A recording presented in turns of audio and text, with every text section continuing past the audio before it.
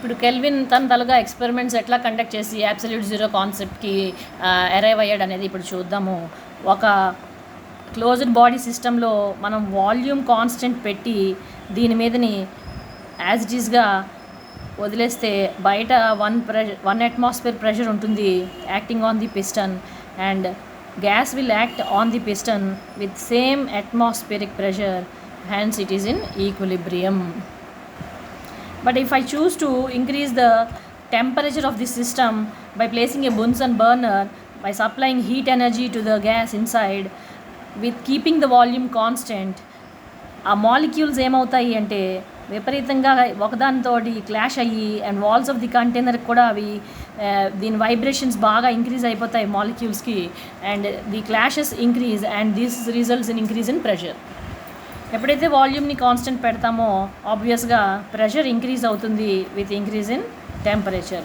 ఎట్లా అయితే increase in pressure చూస్తామో due to increase in temperature, similarly if we decrease the temperature there will also be a proportionate decrease in pressure. Therefore P is directly proportional to T అంటాం. అంటే ఇది పెరిగితే ఇది పెరుగుతుంది, ఇది తగ్గితే ఇది కూడా తగ్గుతుంది.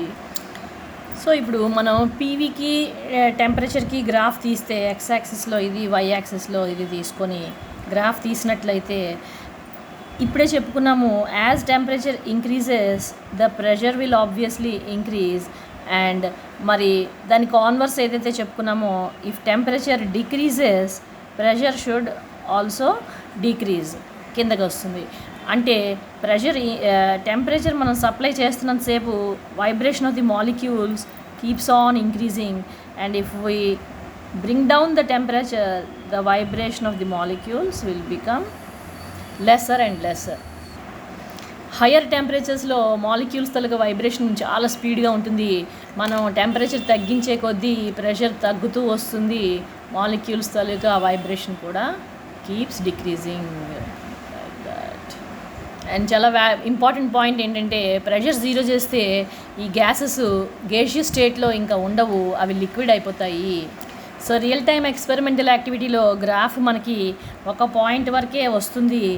ఆ పాయింట్కి బియాండ్ గ్రాఫ్ మనం హైపోథెటికల్గా అంటే ఓన్లీ థియరీ పర్పస్కే మనం వేయగలం ఫర్ ఎనీ గ్యాస్. ఇక్కడ కూడా మనం గేషియస్ స్టేట్ రిటైన్ చేస్తూ at such hypothetical temperature where pressure is zero. అంటే ఇక్కడ మనం ఏంటి ప్రపోజ్ చేస్తున్నాం అంటే velocity of the molecule we want it to be zero, and which means kinetic energy of the molecule becomes zero because velocity is zero కాబట్టి kinetic energy half mv². So అది కూడా మనకి జీరో అయిపోయింది. And ఏదైతే vibration ఉందో molecules తాలూకా vibration pressure తగ్గిస్తున్న కొద్దీ తగ్గుతూ వస్తుంది. And we are proposing the molecule should not vibrate, that is energy of the molecule is completely destroyed or becomes zero, and this is not at all a possibility because kinetic energy becoming zero, energy of the system becoming zero అనేది ఒక పెద్ద impossibility. Law of conservation of mass of energy says energy can neither be destroyed Nar created.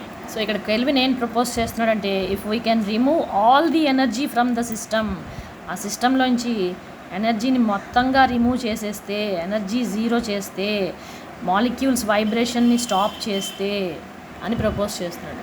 అలా హైపోథెటికల్గా మనం వీటిని కనుక extend చేస్తూ పోతే ఈ గ్యాస్ ఏదైనా కానీ అన్ని గ్యాసులు కూడా ఒకే పాయింట్కి వచ్చి మనకి ఇంటర్పోలేట్ అవుతున్నాయి, ఎక్స్ట్రాపోలేట్ చేస్తున్నాం, ఈ లైన్ని ఎక్స్టెండ్ చేస్తున్నాం హైపోథెటికల్గా, నిజంగా కాదు. అంటే జీరో చేసేసి తెచ్చగలిగితే, and this point is -273.15 degrees Celsius. And this Kelvin ఏం ప్రపోజ్ చేశాడు అంటే this is my Kelvin, zero Kelvin అని ప్రపోజ్ చేశాడు. దిస్ ఈజ్ అబ్సల్యూట్ జీరో అని మనం చదువుకున్నాం. So making the temperature -273.15 where all vibrations stop is an absolute impossibility. So absolute zero is only theoretical temperature because energy can never be zero. It is an impossible where all vibrations stop. ఇది కూడా ఛాన్సే లేదు.